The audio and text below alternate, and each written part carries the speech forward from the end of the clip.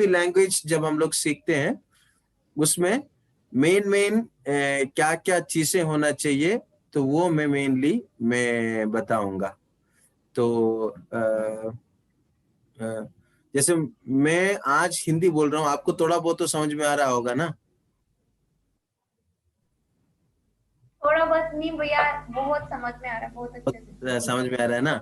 तो मैं जो तरीका हिंदी सीखने के लिए इस्तेमाल किया, वही तरीका मैं आपको सिखाऊंगा जिससे आप इंग्लिश सीख सके, है ना? यही मेरा अप्रोच है।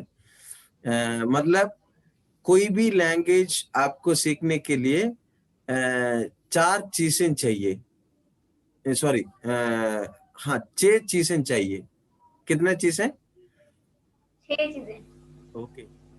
चार एक ग्रुप है और दूसरा एक ग्रुप है। चार एक ग्रुप यानी कि लिसनिंग, स्पीकिंग, रीडिंग और राइटिंग। ठीक है, आपको बोलना आना चाहिए, आपको लिखना आना चाहिए, और सुनने के लिए आपको आना चाहिए, और पढ़ के समझने के लिए आपको आना चाहिए, है ना? ये चार चीज हो गया। और ये चार चीज करने के लिए आपको दो चीजें चाहिए। वो है एक स्ट्रक्चर और दूसरा वर्ड्स। ठीक है, क्या क्या चीजें चाहिए? स्ट्रक्चर, एक और तो स्ट्रक्चर और दूसरा वर्ड। वर्ड्स। स्ट्रक्चर मतलब क्या है? जैसे आप कहाँ जा रहे हैं, ठीक है, ये आपका स्ट्रक्चर है। आपका नाम क्या है, मैं ऐसे पूछूं नाम है क्या, आप कुछ समझ में आएगा? नहीं। उसके लिए एक स्ट्रक्चर होना चाहिए। वो हम लोग को ग्रामर से मिलता है। और दूसरा जो है वो वर्ड्स। वर्ड्स जैसे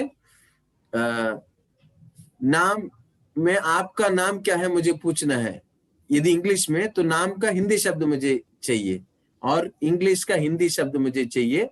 तो ये चीजें हमें डेवलप करना है, तब हम लोग लैंग्वेज सीख सकते हैं। ये बहुत इम्पोर्टेंट है ना?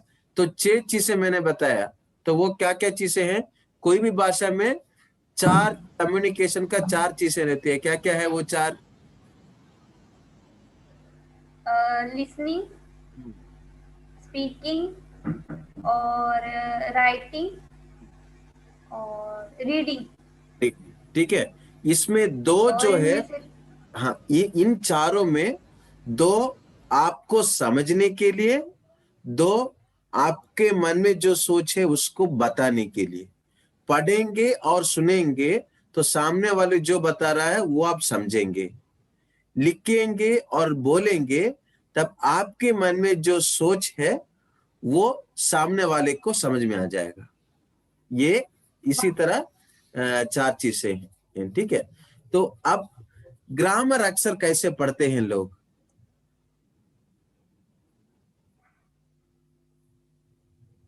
ग्रामर अक्सर कैसे पढ़ते हैं लोग?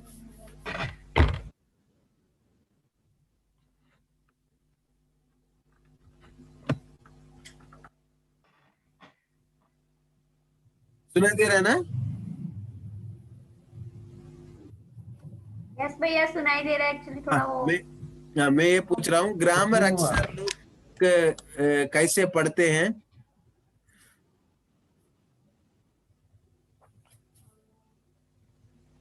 ग्रामर किस तो माध्यम? भैया हाँ, बुक से पढ़ते हैं कुछ लोग, जो फिर एक्चुअली ना स्कूल में क्या करते हैं, ग्रामर ऐसे सिखाते हैं जो हम लोग को समझ में नहीं आता है, क्योंकि, हाँ, ठीक है, मैक्सिमम तो बुक से पढ़ते हैं। मतलब मैं जितने भी लोगों से मैं बात करता हूँ, लगभग 70 से 80% लोग जो हैं वो जो है कोई भी किताब से या स्कूल में उनको ग्रामर पढ़ाया गया था, पर उनको ग्रामर सिखाया गया था, उसका फिलिंग द ब्लैंक्स दे देंगे, उसका आंसर पूरा कर देंगे, पर उनको मालूम नहीं है कि बात करना कैसे। पर दूसरी एक और बात है, हम सबको अपना अपना मातृभाषा बोलने आता है। आपको हिंदी आता है, मुझे तमिल आता है। मैं तो एक एक शब्द भी ग्रामर का नहीं सीखा हूं। तमिल में। पहले हम लोग ग्रामर कैसे सीखते हैं घर पे? हम लोग का माँ बाप से जो सुनते हैं उसको हम लोग का माइंड में स्टोर हो जाता है। हम लोग को स्कूल में क्या करते हैं, ये पढ़ो नहीं तो पिटाई मिलेगी, वो उसको जबरन पढ़ाते हैं, उससे कुछ फायदा नहीं होता है। बट हम लोग ग्रामर पढ़ने का अलग अलग तरीका है। मैं ये समझता हूं कि हम लोग सुनने से इसी तरह बहुत अच्छी तरह से हम लोग समझ सकते हैं। यही मतलब मेरा भी अप्रोच आपसे यही रहेगा, है ना, सेल्फ स्टडी। अब एक और बात मैं आपको बताऊंगा। यदि एक भाषा यदि सीखना है, आपको सबसे पहले एक सबक सीखना है। सबक क्या है? मैं गलती करने से डरूंगा नहीं। क्या सबक सीखेंगे? गलती करने से डरना, मैं डरूंगी नहीं। गलती करने से डरेंगे नहीं। जैसे मैं हिंदी में भाषण देता हूं और हिंदी में लोगों को कुछ कुछ चीजें समझाता हूं, पर मैं जो बोलता हूं, मुझे मालूम है बहुत सारे गलतियां उसमें हैं, पर इतना कॉन्फिडेंस से मैं बोलता हूं कोई मेरा गलती को गौर नहीं करेगा, है ना। तो ये है। और दूसरी बात, जब कुछ लोगों के सामने गलती करने के लिए भी, मतलब जानबूझ के भी हमारा मन का विचार को गलत हो तब भी बताना है, तब सामने वाला आपको ठीक करेगा। यदि हम लोग गलती से डरेंगे, गलती करने से डरेंगे, तो भाषा सीखना बहुत मुश्किल है। पर यदि गलती करने में हम लोग को इंटरेस्ट होता है तो हम लोग आराम से सीख सकते हैं। मेरा एक अनुभव बताता हूँ। मैं जब कॉलेज में इंग्लिश पढ़ता था, मैं क्या करता था, मेरे पास एक नोटबुक रखता था, उसमें जो नए नए वर्ड्स है उसको लिख करके रखता हूँ और उसको समझने के लिए कोशिश करता हूँ। एक बार एक वर्ड का मीनिंग मैंने सीख लिया था, तो अगले दिन मैंने क्लास में गया और मैं उस वर्ड को एक्सपेरिमेंट करना चाहा। एक लड़की आ रही थी, उस दिन वो आई ग्लास नहीं पहनी थी। मैं उनसे पूछा, आपका आंख से चम्मच कहाँ चला गया? मुझे जो है चश्मा मैंने सीखा था, वो गलती से चश्मा चम्मच हो गया। ठीक है। और लैंग्वेज, मतलब वो लोग भी हंसे और हम भी हंसे, पर आज तक ये घटना भी मुझे याद है। चम्मच क्या है, चश्मा क्या है, मैं जिंदगी में मैं नहीं भूलूंगा। तो इसलिए गलती करने से जो जो चीजें सीखते हैं वो बहुत अच्छा। और एक और अनुभव बताता हूँ। एक बार जो क्रिसमस का केक बनाना था, क्रिसमस का केक में जो आगरा का पेड़ा होता है ना, आगरा में जो पेड़ा मिलता है जो कद्दू से बनाते हैं, वो डलता है। दीदी ने बोला, बेनेलिन तुम जाके ये पेड़ा लेके आना, इतना किलो। तो मैं हाँ दीदी करके बोल के मैं सामान लेके आया। दीदी हर जगह ढूंढ रही है, पेड़ा नहीं मिल रही है। तो वो पूछे, बेनेलिन ये पेड़ा कहाँ गया? दीदी हाँ तो मैं तो खरीदा था। तो मुझे मालूम है कौन सा दुकान से मैं खरीदा। तो मैंने बोला, दीदी ये डब्बा में रखा है। तो दीदी वो डब्बा खोल के देखकर दीदी बोला, ये पेटा है, ये पेड़ा नहीं, ये पेटा नहीं है, ये पेड़ा है। जो दूध का जो पेड़ा होता है ना, पेटा हमें लाना था, उसके जगह में पेड़ा। अब मुझे समझ में आ गया कि पेटा क्या है और पेड़ा क्या है ना। तो इसी तरह गलती करते ही हम लोग काफी सारी चीजें सीख सकते हैं। और मेरा एक और दोस्त है, वो कहीं प्रचार कर रहा था, तो बहुत साल पहले हम लोग झोपड़ी में रहते थे। उनको बोलना था हम सॉरी, वो बोला था हम खोपड़ी में रहते थे, उनको बोलना था हम झोपड़ी में रहते थे। तो इसलिए मैं ये सब इसलिए कह रहा हूं, गलती करने से क्या नहीं करना है, डरना नहीं है। लैंग्वेज लर्निंग हमारा में जो गलती करने का जो मजा आता है ना, उसको पूरा एंजॉय करना है, तब हम लोग लैंग्वेज। और एक और बात मैं आपको बताता हूँ, मतलब हम लोग को जो जानने वाले लोग हैं उनके सामने गलती करें। और दूसरे एक और बात मैं आपको बताऊंगा, काफी सारी चीजें हम लोग गलत बोलेंगे ना, तब भी आप क्या बोलना चाह रहे हैं हम लोग समझ सकते हैं। क्योंकि हम लोग वर्ड्स में नहीं गौर करेंगे, हम लोग वो माहौल से हम लोग समझ जाएंगे। तो इसलिए गलती करिए, कोई दिक्कत नहीं। इसमें यदि बहुत बड़ा मिस्टेक है तो ऑटोमेटिकली हम लोग समझेंगे। इतना तो क्लियर हो गया आपको? यदि ये सबक आपने सीख लिया, समझ लीजिए आप इंग्लिश सीख गए। यदि ये नहीं सीख पाए तो बहुत मुश्किल है।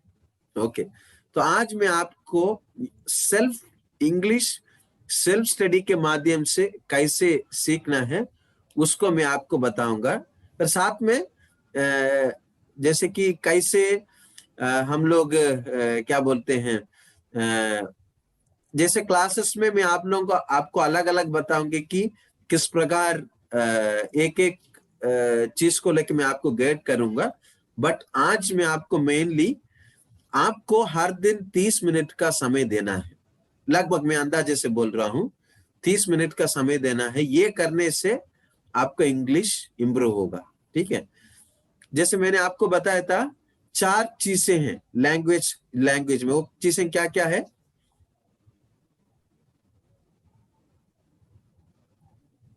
स्पीकिंग। सॉरी, वो कट हो गया मेरा इंटरनेट। अभी सुनाई दे रहा है? सुनाई दे रहा है? नहीं सुनाई दे रहा भैया। नहीं सुनाई दे रहा है? हाँ जी भैया, अभी सुनाई दे रहा हाँ, सॉरी, वो मेरा है। इंटरनेट। हाँ, तो वो 4 चीजें क्या क्या है भैया? स्पीकिंग, लिसनिंग, रीडिंग और राइटिंग। ठीक है, तो ये चारों के लिए आपको हर दिन कुछ ना कुछ असाइनमेंट मतलब बहुत आसान है। ठीक है, सब 1 मिनट है, मैं अपने इंटरनेट चेंज कर दे रहा हूं। ओके, आपको राइटिंग सबसे पहले मैं आपको बताता हूं रीडिंग असाइनमेंट। ठीक है, रीडिंग असाइनमेंट में क्या करना है, एक पेज पढ़िएगा। ठीक है, एक पेज में मैं किस चीज को पढ़ने के लिए कहूंगा कि कोई भी छोटे बच्चों का जो स्टोरी बुक होता है उसका एक पेज को पढ़िए, या एक छोटा सा स्टोरी पढ़िएगा। ठीक है, किसको पढ़ेंगे? कुछ एक छोटा सा स्टोरी या फिर छोटे स्टोरी बच्चों का कोई स्टोरी बुक बुक स्टोरी। आप पढ़ सकते हैं। तो आप बाइबल पढ़ते हैं तो एक और ऑप्शन मैं आपको बता सकता हूं। एक सिंपल इंग्लिश का बाइबल का एक पैसेज भी पढ़ सकता हूं। पर स्टोरी में इसलिए बता रहा हूं, स्टोरी में क्या होता है कि हम लोग अक्सर हाँ, एनएलपी थोड़ा सिंपल होता है। NIV simple spiritual book. NIV भी सही है। NIV से भी सिंपल वाला है। एनएलटी।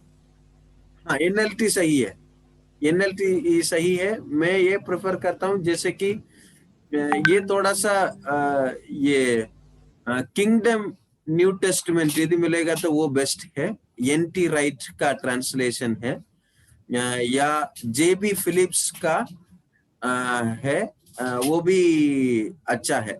एनएलटी भी सही है, तो उसका एक चैप्टर पढ़ सकते हैं। पर तो कोई भी एक चैप्टर मतलब आपको यदि बाइबल वर्स यदि ले लेंगे तो आपको 20 से 25 पद आपको पढ़ना है। अब ये पढ़ने के लिए सबको ही बोलेंगे, अब पढ़ेंगे तो करना क्या है, जब आप पढ़ते हैं आप कोशिश करिएगा 5 नया वर्ड सीखने के लिए। जब आप पढ़ेंगे, हाँ, वो एक्चुअली स्पिरिचुअल बुक्स होते हैं ना, मतलब हमारा USA books like following the master ed book ना, because Bible that is simply she knows no. Following the master मैं प्रेफर करूंगा कि कोई सेकुलर शॉर्ट स्टोरी हो, सिंपल हो, उसको मैं प्रेफर करूंगा। Okay, I can arrange for her. हाँ, उससे क्या फायदा है ना, जो कॉमनली यूज्ड वर्ड्स उसमें मिलेगा, जो regular day to day basis का जो वर्ड्स है वो, और रेगुलर उसी तरह का सिचुएशंस उसमें हमें मिलेगा। इसके वजह से वो है। I can हाँ, ठीक है। I can find. वो करना है, ठीक है। अब उसमें जब पढ़ेंगे आपको करना क्या है, कम से कम 5 नए वर्ड्स आपको सीखना है। जब जब वर्ड्स को सीखना है तब आपको एक और बात बताता हूं, वर्ड्स किस प्रकार होता है, ठीक है।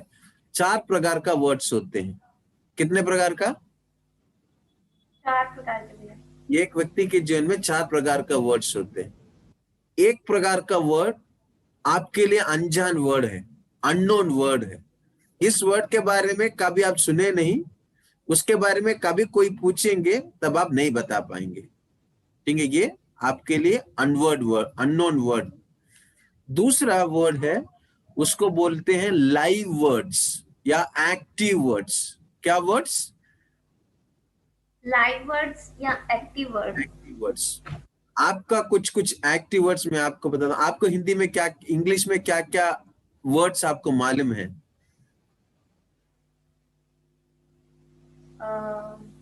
स्पेशल, बिग, हाँ और ये ऐसे वर्ड्स बहुत सारे। एक्टिव वर्ड्स, एक्टिव वर्ड्स वो वर्ड है जब चाहे आपको तुरंत आप उसको बोल सकते हैं। अब आपके पास कुछ ऐसे वर्ड्स होंगे जो इनएक्टिव वर्ड्स है। इनएक्टिव वर्ड्स वो वर्ड्स है जिसको आपने कहीं सुना, आप उसको याद करने के लिए भी आप कोशिश किए, पर आप उस वर्ड्स को यूज नहीं करने के वजह से वो आपका इनएक्टिव साइड में चला गया। अब आप थोड़ा सा एफर्ट ले लेंगे तो आपको आ जाएगा। कुछ वर्ड्स ऐसे होते हैं ना, अरे अरे अरे इसको मैंने कहीं सुना था, अरे मेरे इधर है, अब बाहर नहीं आ रहा है। ऐसे कभी आपके साथ, हम लोग के साथ एक्सपीरियंस होता है ना, वो इनएक्टिव वर्ड्स है, जी भैया। है ना। अरे इसका अर्थ क्या है, अरे मैं कल ही तो पढ़ा, अरे अरे आ नहीं रहा है, ऐसे फीलिंग आता है ना। वो इनएक्टिव वर्ड्स है क्योंकि आप उसको पढ़े थे, आप उस वर्ड को यूज नहीं की। जितना ज्यादा यूज करेंगे वो आपको एक्टिव में रहता है। आपको वर्ड्स को हमेशा एक्टिव वर्ड, एक्टिव डब्बा में रखना। जो इनएक्टिव में चला जाएगा कम यूज होगा। अब एक और बात बताता हूं, और तीसरा जो चौथा प्रकार का है वो डेड वर्ड्स है। आपने सीख लिया उसको, आप एक ही बार उसको आप इस्तेमाल किए होंगे उस वर्ड को। जब आप एक ही बार इस्तेमाल करेंगे वो वर्ड आपके दिमाग से चला जाएगा। वो वर्ड आप वो इनएक्टिव में क्या करेंगे, थोड़ा सा आपको रिकलेक्ट करेंगे तो आपको आ भी जाएगा, ये आपको नहीं लगेगा कि ये वर्ड आप सीखे भी हैं। तो करना क्या है, लोग क्या करते हैं, वर्ड सीख लेते हैं, तो जो वर्ड सीख लेते हैं और उसको भूल जाते हैं। अक्सर आपको आपका इंग्लिश यदि बुक यदि आप पढ़ेंगे तो इंग्लिश रीडर बोलते हैं। इंग्लिश रीडर के बाद ग्लॉसरी करके एक जगह पे आएगा, उसमें 5-6 वर्ड्स दिए होंगे, उसका मीनिंग भी आपसे पढ़वाएंगे, आप याद करेंगे, एग्जाम में आएगा तो उसको आप लिख लेंगे। पर स्कूल में होता क्या है, स्कूल में सिर्फ उसको रटने के लिए बोलेंगे, उस वर्ड को कैसे यूज करना है वो समझाएंगे नहीं। इसके वजह से काफी सारे वर्ड्स या तो इनएक्टिव में रहेगा या डेड में रहेगा, पर जो उस वर्ड्स को यूज करेंगे वो आपका एक्टिव वर्ड में ये रहेगा। मैं कुछ दिन पहले एक वर्ड सीखा था, यूबिक्विटस। इसको मैं आपसे इसलिए बोल रहा हूं ताकि वो मेरा एक्टिव में रहे, मुझे एक बार बोलने के लिए याद आ जाएगा। जितना मैं यूज करते रहूंगा उतना मुझे याद आएगा, है ना। तो इसलिए, और एक व्यक्ति एक भाषा बोलने के लिए कम से कम 700 से 800 वर्ड्स है, तब आप आराम से एक भाषा बोल सकते हैं। और मैं सोचता हूं आपके पास कम से कम 150 से 200 से ज्यादा वर्ड्स आपके पास होंगे, है ना। एक अच्छा जो पंडित एकदम फ्लुएंटली बोलेंगे, उनके पास समझ लीजिए 3000, 2500 से 3000 वर्ड्स आसपास लगभग उनको मालूम होगा। और एक ये भी याद रखिएगा, जब भी आप वर्ड पढ़ते हैं, कोई भी 2 शब्द को, 2 वर्ड्स को एक ही मीनिंग नहीं रहेगा। एक समान अर्थ होगा पर एक ही अर्थ नहीं है, ठीक है। ये भी बात समझिएगा, जब वर्ड सीखते हैं, याद रखने वाली बात, एक समान शब्द होंगे पर दोनों जी जी एक ही अर्थ नहीं। ठीक है, एक उदाहरण मैं आपको बताता हूं। सेम और सिमिलर। सेम का मतलब एकदम वैसे के वैसे, सिमिलर मतलब हाँ उसमें थोड़ा सा फर्क है फिर भी।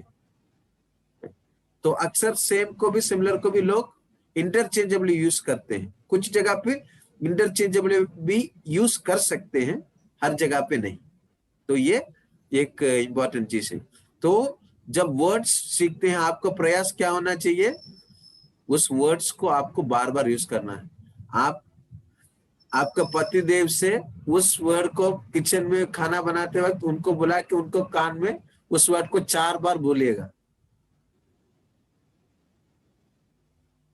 सुनाई दे रहा है ना? भैया थोड़ा पीछे मिस हो गया। तो ये बोल रहा हूँ, जो इंटरनेट कनेक्शन पूरे जो वर्ड्स आप सीख रहे हैं ना, आपका पति देव को बुलाइए जब आप किचन में खाना बनाते हुए, और उनको कान में 4 बार बोलिएगा। वो आप भी सीखेंगे, वो भी सीखेंगे। ठीक है, तो जी भैया। आप उसको अच्छे से याद रख सकते हैं। आपको एक्टिव वर्ड्स चाहिए, इनएक्टिव वर्ड्स रहने से फायदा नहीं है। इनएक्टिव वर्ड्स रहने से आप क्या करेंगे, करके सोचते सोचते आपको वर्ड आ जाएगा। एक्टिव वर्ड्स रहेगा, आप बोलते रहेंगे। ठीक है, तो आप समझ गया, आपको पढ़ना है, एक पेज पढ़ना है। पढ़ते वक्त और सुनते वक्त कम से कम हर दिन 5 नए वर्ड सीखने के लिए कोशिश करिएगा। ठीक है, और वर्ड्स इंप्रूव करने के लिए मैं एक और बात लास्ट में बताऊंगा, वो कैसे करना मैं आपको बताऊंगा। सेकंड, दूसरा, तो एक पेज हर दिन आप पढ़ेंगे। दूसरा, एक कॉपी ले लीजिएगा, छोटा सा कॉपी, जो मतलब यही साइज का कॉपी चलेगा, ये छोटा वाला कॉपी चलेगा। इसमें पूरा इंग्लिश में लिखिएगा। और इसका शर्त यह है, आप किसी को देके उसको पढ़वाएंगे नहीं। किसी से ये सही लिखा है गलत लिखा है उसका आप चेक नहीं करेंगे। आप भी दोबारा मैं क्या लिखा हूं, सही लिखा हूं गलत लिखा हूं, चेक नहीं करेंगे। आपको क्या करना क्या है, लिखना है। आपको एक पेज इंग्लिश में लिखना है। आप सही लिखे गलत लिखे खुदा जाने, पर आपको लिखना है। आपको किसी से चेक भी नहीं करना है। पर मैं आपको एक गारंटी दूंगा, जो पहले दिन आप लिखेंगे और 90 दिन के बाद आप जो लिखेंगे, दोनों में आसमान जमीन का फर्क दिखेगा। यदि आप 90 दिन यदि लगातार इसको कर रहे हैं तो, जो चारों जो एक्सरसाइज में कर रहा हूं, तब समझ रहे हैं ना? जी भैया। एक पेज आपको लिखना है। ठीक है, एक पेज पढ़ना है, एक पेज लिखना है। ये लिखना से रिलेटेड। अब आपको क्या करना है, कोई भी एक न्यूज आप सुन सकते हैं। इसके लिए आप इंग्लिश बाइबल का भी ऑडियो सुन सकते हैं, वो भी अच्छा होगा। या इंग्लिश यदि न्यूज आप सुन सकते हैं, जो उसमें जब यदि आपको न्यूज सुन सकते हैं तो आप इंग्लिश न्यूज सुनिएगा। कोई फॉरेन वाला कोई न्यूज मत सुनिए, कोई इंडियन वाला इंग्लिश सुनिएगा। जैसे दूरदर्शन का जो न्यूज होता है, वो हिंदी में भी इंग्लिश में भी वही चीज रिपीट होता है। या राज्यसभा टीवी का भी जो न्यूज होता है, इंग्लिश में भी होता है, हिंदी में भी होता है, उसको भी आप सुन सकते हैं। 15 मिनट सुनिएगा। ठीक है, 15 मिनट इंग्लिश में सुनिए, 15 मिनट हिंदी में सुनिए। इंग्लिश में भैया? है? जी, आप क्या पूछ रहे थे? मतलब हिंदी और उसमें इंग्लिश में दोनों में सुनना है? हाँ, अच्छा है। पहले इंग्लिश में सुनिएगा, पहले हिंदी में नहीं सुनिएगा। पहले इंग्लिश में सुनिए, समझने के लिए कोशिश करिए, उसके बाद हिंदी में सुनिए। तब आपको वो चीजें याद आ जाएगा। अच्छा, इसका अर्थ ये है, इसका अर्थ ये है। इसी तरह भी कर सकते हैं। और एक और तरीका है, जो यदि आप बाइबल मैसेजेस यदि सुनना चाहेंगे तो जो मैसेजेस जिसमें ट्रांसलेशन होता है वो भी आप सुन सकती हैं। जहां पे इंग्लिश बोलते हैं, हर दिन 10-15 मिनट का भी आप सुन सकते हैं इंग्लिश में, फिर हिंदी में भी बोलते हैं। ये भी एक तरीका है। और ये पूरा प्रक्रिया, अब इसको सुनिएगा, कुछ वर्ड्स आपको याद आ जाएगा तो आप यूज करेंगे। अब मैं आपको बता दूंगा, कुछ वर्ड्स जो है आप याद करने के लिए कोशिश भी नहीं करेंगे, आपके दिमाग में ऐसे घुसेगा वो हटेगा नहीं, है ना। वो ऐसे वो ऑटोमेटिक प्रोसेस है। कैसे मालूम है? जब हम लोग अपना माँ बाप से सुना, वो हम लोग के दिमाग में घुस गया, वो जाएगा नहीं। वैसे आप जितना सुनेंगे वो आपके दिमाग में चला जाएगा। और आपको करना क्या है, जो चला गया उसको यूज करने के लिए प्रयास करना। गलत भी है कोई दिक्कत नहीं, 4 बार तो वो हंसेगा, तो हंसेंगे तो आप घर जाके डिक्शनरी देखेंगे, सही अर्थ आप समझेंगे, वो बोलेंगे नहीं कभी। गलती करके जो हम सीखते हैं कभी हम लोग बोलेंगे नहीं। और ये हो गया लिसनिंग, रीडिंग, राइटिंग, लिसनिंग। अब और बहुत इंपॉर्टेंट ये है, 2 मिनट आईना के सामने खड़े होके आपको बात करना है इंग्लिश में। कहां पे खड़े होके बात करना है? हाँ, आईना के सामने, आईने के सामने खड़े होके बात करना है। आप अपने आप को ऑब्जर्व करिए अच्छे से। इसके वजह से 2 चीजें इंप्रूव होगा, आपका कॉन्फिडेंस इंप्रूव होगा, आपको तो आपका स्टेज फियर भी दूर हो जाएगा। ठीक है, तो और आप किस प्रकार बोल रहे हैं वो भी आपको समझ में आ जाएगा, तो आप इंप्रूव आराम से कर सकते हैं। ठीक है, ये चारों आप करिएगा। और एक और बात आपको बताऊंगा, हो सकता है तो हर दिन एक इन्वेंटरी बनाइएगा। इन्वेंटरी का मतलब क्या है? जैसे एक ही टॉपिक में यूज किया जाने वाला शब्द, उसको इन्वेंटरी कहते हैं। उदाहरण में किचन का इन्वेंटरी मतलब स्टोव, देन वॉशिंग, देन ये क्या बोलते हैं, pipe, tap, then utensils. Kitchen में जो सामान है वो एक इन्वेंटरी का नाम किचन, और उसमें क्या क्या सामान है वो लिखेंगे। यदि कपड़ा का इन्वेंटरी है, क्लॉथ इन्वेंटरी है, तो shirt, then sweater, jacket, trouser, ये तब उस एरिया का जो वर्ड्स है वो आपको स्टेप बाय स्टेप आप इंप्रूव करेंगे। ये इन्वेंटरी आप बना सकते हैं कुछ से। जैसे कि पहले आप कल के लिए आप अपना घर का इन्वेंटरी बना सकते हैं। ये कमरे में क्या क्या चीजें हैं, उसके लिए इंग्लिश हिंदी में क्या कहेंगे, उसका गूगल में सर्च करिए, वो शब्द डाल के इंग्लिश लिख लीजिएगा, वो आ जाएगा। पर्दा इंग्लिश डाल दीजिएंगे तो उसका इंग्लिश आ जाएगा। इसी तरह इन्वेंटरी बनाना। तो यही तरीका है आपको इंग्लिश सीखने के लिए। इसके अलावा मैं आपको हर दिन एक बुक कर दिएगा, एसेंशियल, सुधीर के पास है ना वो book, essential English grammar, Raymond Murphy का। उन्होंने पूछा, दे दिया। अच्छा, कल खरीदेंगे। हाँ, वो कर ले लिया मैंने। अच्छा, और कल खरीदेंगे। हाँ, वो बुक कर दिएगा, उसको हर दिन। ओके, उससे मैं हर दिन आपको एक्सरसाइज कराऊंगा, वो आप करेंगे। मैं जो इतना बोला है ना, इतना करिए। आप बिना डर के ऐसे इंग्लिश बात करने के लिए शुरू करिए कि ऐसा लगता है कि आप सीधे मतलब इंग्लैंड में पैदा होके मतलब सीधे इधर लैंड हुए। हर दिन जब सुधीर से गुस्सा आता है, पूरा इंग्लिश में बात करिए, पूरा लेफ्ट राइट इंग्लिश में भी बात करिए। आप ऐसे ही आप इंग्लिश सीख जाएंगे। बस ये इतना तरीका आप करिए, आपका इंग्लिश इम्प्रूव हो जाएगा।